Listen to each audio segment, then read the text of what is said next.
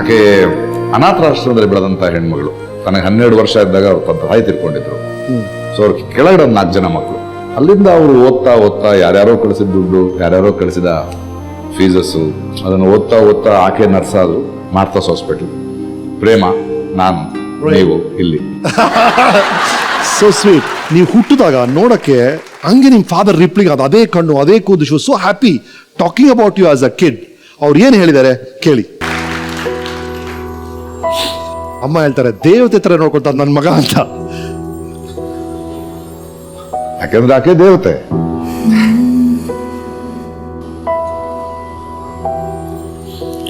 ನೋಡಿ ಎಷ್ಟು ಸಿಂಪಲ್ ಆಗಿ ಹೇಳ್ಬಿಡ್ತಾರೆ.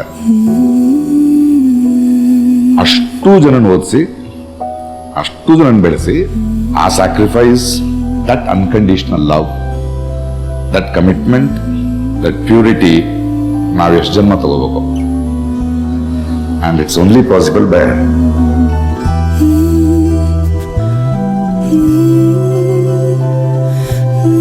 One thing was clear, almost single mother ತರ ಅಮ್ಮ ಬೆಳೆಸಿದಾರ ಅಂತ ನಮ್ಗೆ ಅನಿಸ್ತಾ ಇತ್ತು. that's true because my father never earned. Okay, Somberi Papa, see, I wouldn't say wrong. He did not know the joy of earning. He did not know the joy of being responsible. ಅದಕ್ಕೆ ಕೆಲವು ಸಲ ನಾವು ಅಪ್ಪಂದ್ರಿಂದ ಏನ್ ಮಾಡಬಾರ್ದು ಅಂತಾನು ಕಲಿಬೇಕು. ಅದನ್ನ ಕಲಿಸಿದ್ ನನ್ನ ತಾಯಿ. ನೋಡಿ, ಯಾಕೆಂದ್ರೆ ಅನಾಥಾಶ್ರಮದಲ್ಲಿ ಬೆಳೆದಂತಹ ಒಬ್ಬಳು ಹೆಣ್ಣುಮಗಳು ಹೆತ್ತ ತಂದೆಯನ್ನ, ಒಡ ಹುಟ್ಟಿದ ತಂಗಿಯಂದ್ರನ್ನ ಒಬ್ಬೊಬ್ಬರು ಮದುವೆನೂ ಮಾಡಿದ್ರು. She did. ಇವತ್ತು ನನ್ಗೆ ಏನ್ ಹೇಳ್ತಾಳೆ ಅಂದ್ರೆ, ಯಾರಾದ್ರೂ ಕಷ್ಟ ಅಂತ ಬಂದ್ರೆ ಮಗನೇ, ನಿನ್ನ ಹತ್ರ ಇಲ್ದಿದ್ರೆ ನಿನಗೆ ಯಾರು ಸಾಲ ಕೊಡಿದ್ರೆ ಸಾಲ ಮಾಡಿಕೊಡು ಅಂತ.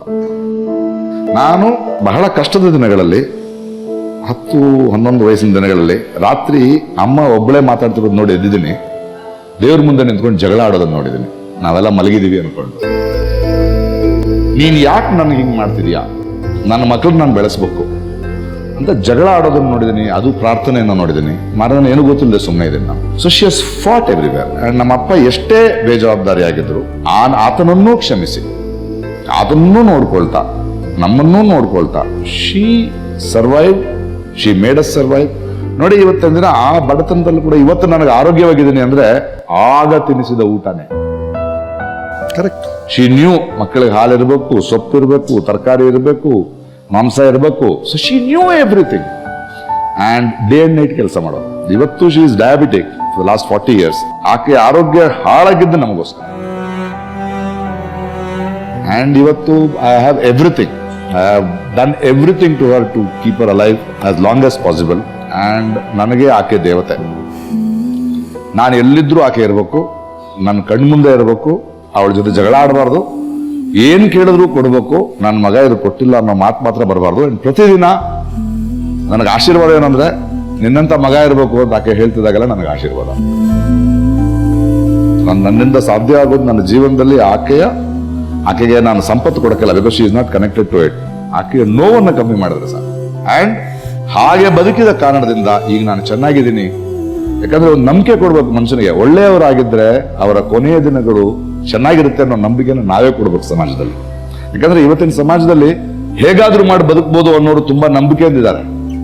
ಆದ್ರೆ ನಾನು ಒಳ್ಳೆಯವರಾಗಿದ್ದೇ ಬದುಕ್ತೀನಿ ಅನ್ನೋರು ನಾವು ಬದುಕ್ತೀವ ಇಲ್ವಾ ಅನ್ನೋ ಅಪನಂಬಿಕೆ ಎಂದಿದ್ದಾರೆ. ಅದನ್ನ ಚೇಂಜ್ ಮಾಡ್ಬೇಕು. ಅದಕ್ಕೆ ನಮ್ಮ ತಾಯಂದ್ರನ್ನು ಪ್ರೀತಿಸ್ಬೇಕು, ಅನ್ಕಂಡೀಷನಲ್ ಆಗಿ ಪ್ರೀತಿಸ್ಬೇಕು,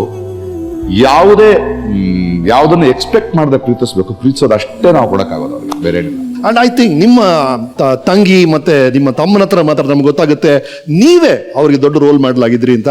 ಅವ್ರು ನಿಮ್ ಬಗ್ಗೆ ಏನ್ ಹೇಳ್ತಾರೆ ಕೇಳಿ. then I'll ask your opinion of them. ತಂಗಿ ತಮ್ಮ ಇಬ್ರು ತುಂಬಾ ಇಷ್ಟ. ಅಂದ್ರೆ ಎಲ್ಲೋ ಒಂದ್ ಕಡೆ ಜವಾಬ್ದಾರಿ ಇರ್ಬೇಕು. ಅದು ತಾಯಿನ ನೋಡಿದಾಗ ಬರುತ್ತೆ. ಆಕೆ ಬೆಳೆಸಿದ ಹಾಗೆ ಚಿಕ್ಕನಿಂದ ಹೇಳೋರು, ನೀನೇ ನೋಡ್ಕೋಬೇಕಣ ಇವರಿಬ್ಬರನ್ನ ಅಂತ. ಈಗಲೂ ಹೇಳೋದು ಅದನ್ನೇ, ನೀನೇ ನೋಡ್ಕೋಬೇಕು ಅಂತ. ತಂಗಿ ಹೊರಗಡೆ ಯಾರನ್ನೂ ತಂಗಿ ಅಂತ ಕರೆಯಲ್ಲ ಬೇರೆಯವ್ರನ್ನ. ಯಾಕಂದ್ರೆ ನನಗೆ ಒಬ್ಬಳೇ ತಂಗಿ ಅಂತೀನಿ ನಾನು. ಗುಡ್. ಯಾಕಂದ್ರೆ ಆ ತರದ ಇಲ್ಲದ ಸುಳ್ಳು ರಿಲೇಶನ್ಶಿಪ್ ನನಗೆ ಬೇಕಾಗಿಲ್ಲ. ಒಳ್ಳೆ ಗೆಳೆಯರು ಅನ್ಕೊಳ್ಳೋಣ. ಬಟ್ ಈಕೆ I am lucky to have a sister like this. ಇವತ್ತು ಸ್ವಾಭಿಮಾನಿಗಳಿಬ್ರು. ಇವತ್ತು ಅವ್ರ ಕಾಲ್ ಮೇಲೆ ಕೂಡ ನಾನು ಅವ್ರಿಗೆ ಮನೆ ಮಾಡಿಕೊಡೋದು, ಮಕ್ಕಳಿಗೆ ಎಜುಕೇಶನ್ ಏನೋ ಮಾಡ್ತೀನಿ ಹೊರತು they will never ask me. ಸಣ್ಣನಲ್ಲಿ ನನಗೆ ಇಷ್ಟ ಅದು ಮಾಡೋದು, ಅಮ್ಮ ನನಗೆ ಮಾಡೋದು, ಆ ಗುಣ ನನ್ನಲ್ಲಿ ಬಂದಿದ್ದು ನನ್ನ ತಾಯಿಯಿಂದಾನೆ. ಕರೆಕ್ಟ್. ಅದೊಂದು ಉದಾಹರಣೆ ಆಗುತ್ತೆ. ನಮ್ಮ ಅಪ್ಪ ಅಮ್ಮಂದ್ರೆ ಹೇಗಿರುತ್ತೋ ಐ ಥಿಂಕ್ ಸೊ. ಎಸ್. ಇದ್ರಲ್ಲಿ ಏನ್ ಬಹಳ ಚೆನ್ನಾಗಿ ಅಂದ್ರೆ, ಇರೋದು ₹100, ಬಟ್ ಆ ₹100 ನಿಮ್ ಖರ್ಚು. ನಮ್ಮ ಅಮ್ಮನ ನಾನು ಸೀರೆ ತರಿಸ್ತೀನಿ, ನಾನು ಮನೆ ಕಟ್ತೀನಿ, ನಾನು ಸೈಕಲ್ ತಗೊಳ್ತೀನಿ, ಸೊ ಬ್ಯೂಟಿಫುಲ್ ಆ ಕನಸುಗಳು. ಬ್ಯೂಟಿಫುಲ್. ಆ ಚೈಲ್ಡ್ ನಾವು ಯಾವತ್ತೂ ಉಳಿಸ್ಕೋಬೇಕು. ಆ ಚೈಲ್ಡ್ ನಾವು ಉಳಿಸ್ಕೊಂಡ್ರೆ that is the idea of property. ಏನ್ ಬೇಕು ನಿಮ್ಗೆ, ಏನ್ ಸಾಧಿಸ್ಬೇಕು, ಏನ್ ಮಾಡ್ತೀರಿ, ಆಸ್ತಿ ಮಾಡಿ, ದುಡ್ಡು ಮಾಡಿ. ಲಿಯೋ ಟಾಲ್ಸ್ಟಾಯ್ ಕತೆ ತರ ಅದು. ಅದೇ ಕರೆಕ್ಟ್. ಎಷ್ಟು ಬೇಕು ಒಬ್ಬನಿಗೆ ಭೂಮಿ ಅಂತ. You want to listen to that story? Please. Leo ಟಾಲ್ಸ್ಟಾಯ್ನ ಬಹಳ ಒಳ್ಳೆ ಕತೆ ಇದೆ. ನಾನು ತುಂಬಾ ಇನ್ಸ್ಪೈರಿಂಗ್ ಸ್ಟೋರಿ ಅದು. ಒಂದು ಪ್ರಾಂತದ ಹೊರಗಡೆ ಒಂದಷ್ಟು ನೋಮ್ಯಾಡ್ಸ್ ಅವ್ರ ಭೂಮಿಯನ್ನ ಬಹಳ ಕಮ್ಮಿ ದುಡ್ಡಿಗೆ ಮಾರ್ತಿರ್ತಾರೆ. ಅರೆ ಹೋಗ್ಬಿಡ್ತಾರೆ ಅವರು ಅಂತ ಒಬ್ಬ 100 ರೂಬಲ್ ತಗೊಂಡು ಅಲ್ಲಿಗೆ ಹೋಗ್ತಾನೆ. ಹೋಗಿ ಒಬ್ಬ ಮುದುಕನನ್ನ ಕೇಳ್ತಾನೆ, ನನಗೆ ಎಷ್ಟು ಭೂಮಿ ಕೊಡ್ತೀಯ ಅಂದಾಗ, ಸೂರ್ಯ ಉದಯಿಸಬೇಕಾದ್ರೆ ನೀನು ನಡೆಯಕ್ಕೆ ಶುರು ಮಾಡು, ಅವನ ಅಸ್ತಮಿಸುವುದರೊಳಗೆ ನೀನು ಎಷ್ಟು ಕವರ್ ಮಾಡ್ತೀಯೋ ಅಷ್ಟು ನಿನಗೆ ಅಂತ. ಆ 100 ರೂಬಲ್ನ ಕೊಟ್ಟು, ಅರೆ ಈ ಗುಡ್ಡ ಬರ್ಲಿ, ನನಗೆ ಈ ಕೆರೆನೂ ಇದ್ರೆ ಚೆನ್ನಾಗಿರುತ್ತೆ ಅಂತ ನಡೀತಾ ಬಹಳ ದೂರ ಹೋಗಿ, ಅಯ್ಯೋ ಸಾಯಂಕಾಲ ಆಗೋದ್ರೊಳಗೆ ಅಷ್ಟು ಎಲ್ಲಿ ಶುರು ಮಾಡೋಣ ಅಲ್ಲಿ ಸೇರ್ಬೇಕಲ್ಲ ಅಂತ ಓಡೋಡ್ಕೊಂಡು ಬಂದಂತೆ. ಬಂದು ಬಿದ್ದು ಸತ್ನಂತೆ. ಕರೆಕ್ಟ್. ಆಗ ಅವನು ಹೇಳ್ತಾರೆ, ಮುದುಕ, ಇವನಿಗೆ ಬೇಕಾಗಿದ್ದು 3 ವಾರ ಅಷ್ಟೇ. That is the idea of this thing. Exact. But ಆ ಸಣ್ಣ ವಯಸ್ಸಿನ 100 ರೂಪಾಯಿಯ ಕನಸು, it is not more about property, being well being. ಇದೆಲ್ಲ ಇದ್ರೆ ಚೆನ್ನಾಗಿರುತ್ತೆ. ಅದೆಲ್ಲ ಕನಸುಗಳು. ಕನಸು ಅದೆಷ್ಟು ಬ್ಯೂಟಿಫುಲ್ ಅದು. ರೈಟ್, ವಂಡರ್ಫುಲ್ ರೀ. ನಿಮ್ಮ ಅಪ್ಪ ಅಮ್ಮನ, ನಿಮ್ಮ ಸಿಸ್ಟರ್ ಬ್ರದರ್ ಬಗ್ಗೆ ಎಲ್ಲ ತಿಳ್ಕೊಂಡು, ಟೆಲ್ ಅಸ್ ಅಬೌಟ್ ನಿಮ್ಮ ಫ್ರೆಂಡ್ಸ್ ಹೇಗಿದ್ರು ಪ್ರಕಾಶ್ ಅವರೇ ಚಿಕ್ಕ ವಯಸ್ಸಲ್ಲಿ, ಬಾಲ್ಯದ friends, childhood friends, I spy ಆಡ್ತಿದ್ದು, ಲಗೋರಿ ಆಡ್ತಿದ್ದು, ಆ ಏಜ್ ಬಗ್ಗೆ ಮಾತಾಡೋಣ. ಬಹಳ ಜನ ಇದಾರೆ. ನೆನಪು ಮಾಡೋ ಪ್ರಯತ್ನ ಮಾಡ್ತೀವಿ, ನೆನಪಾಗುತ್ತಾ ನೋಡಿ. ಸೂಪರ್. ನಮ್ಮ ಸಿದ್ದಾಪುರ ಬಂದು ಇವರೇ ಗೆಳೆಯರು ಕುತ್ಕೊಂಡು ಸೇರೋದು, ಕ್ರಿಕೆಟ್ ಆಡೋದು, ವಿದ್ಯಾರ್ಥಿ ಬಂದು ದೋಸೆ ತಿನ್ನೋದು, ಅಲ್ಲಿಂದ ಜಯನಗರಕ್ಕೆ ಬಂದು ಕ್ರಿಕೆಟ್ ಆಡೋದು, ಟೆನ್ನಿಸ್ ಬಾಲ್ ಕ್ರಿಕೆಟ್, ಇನ್ನೊಂದು ಟೀಮ್ಗಳ ಜೊತೆ ಆಡೋದು. Wonderful guys. ತುಂಬಾ ವರ್ಷಗಳಾಗಿದೆ ಅವ್ರನ್ನ ನೋಡ್ಬೇಕು.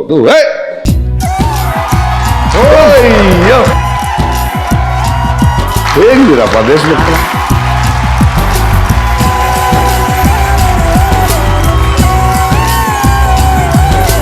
ನಾಗೇಶ, ನಾನೇ ಬಂದಿಲ್ಲ ಸಿದ್ದಾಪುರಕ್ಕೆ, ಬಹಳ ವರ್ಷಗಳಾಗಬೇಕು. ಕ್ರಿಕೆಟ್ ಫೀಲ್ಡ್ ಇವಾಗೆಲ್ಲ ಅಲ್ಲಿ ಗಾರ್ಡನ್ ನೋಡಿದ್ರಿ, ಒಳ್ಳೇದು ಬಿಡಿ, ಮರ ಬೆಳೆಸೋದು ಒಳ್ಳೇದೇ. ರೈಟ್. ನಿಮ್ಮೆಲ್ಲರಿಗೂ ಗೊತ್ತಿರಾಗೆ ನಮ್ಮ KSCA ಸ್ಟೇಡಿಯಂ ತರ ವೀಕೆಂಡ್ ಕ್ರಿಕೆಟ್ ಸ್ಟೇಡಿಯಂ ಬಹಳ ಪಾಪ್ಯುಲರ್. ದರ್ಶನ್ ಬಂದಾಗಲೂ ಇಲ್ಲಿ ಕ್ರಿಕೆಟ್ ಆಡಿದ್ರು. ಈಗ ಪ್ರಕಾಶ್ ರಾಜ್ ಬಂದಿದ್ದಾರೆ, ನಿಮ್ಮ ಟೀಮ್ ಮೇಟ್ಸ್ ಎಲ್ಲ ಬಂದಿದ್ರಿ. ಕ್ರಿಕೆಟ್ ಆಡದೇ ಇದ್ರೆ ನಮ್ಮ ಜನ ಎಲ್ಲ ಬೈತಾರೆ, ಎಲ್ಲಪ್ಪ ಬ್ಯಾಟು ಬಾಲ್ ಕೊಟ್ಬಿಡಿ ಇವ್ರಿಗೆ.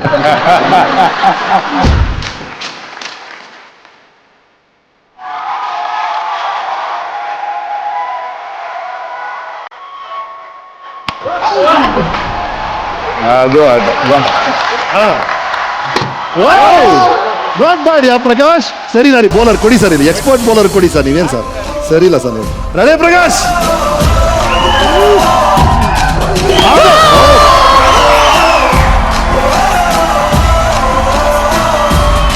ಅದೇ ತಿರ್ಸಿದ್ರ ಸೆಲ್ಫಿ ಬೇಕಂತಪ್ಪ ಅವ್ರಿಗೆ. ನೋಡಿ ಓಪೋ ಒಂದು ಯಾರು ಬಂದಿರೋ ಕ್ಯಾಮ್ರಾ ಫೋನ್, ಅವ್ರ ಸೆಲ್ಫಿಗೆ ಕರೆಕ್ಟ್ ಆಗುತ್ತೆ.